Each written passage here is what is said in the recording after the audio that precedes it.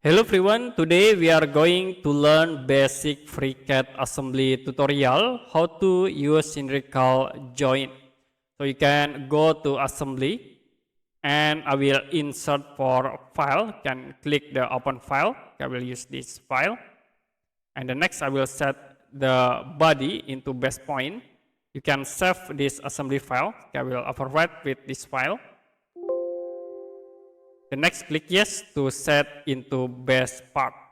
I will insert again another body. You can click this body and then click OK. Now to use the cylindrical joints, you can click this icon, cylindrical joint, and I will move like from this edge into this edge on center point.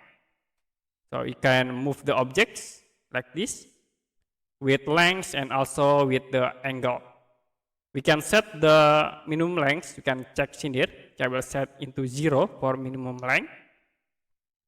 This is 0. And for the max length, I will set into 24. You can move to the right here to 24. So if you want to move to the left, we can set into minus 24. You can move into minus 24. And also you can set for the minimum angle. I will set into 0 for the minimum angles. This is 0. And then for the max angles, I will set minus 45 degree.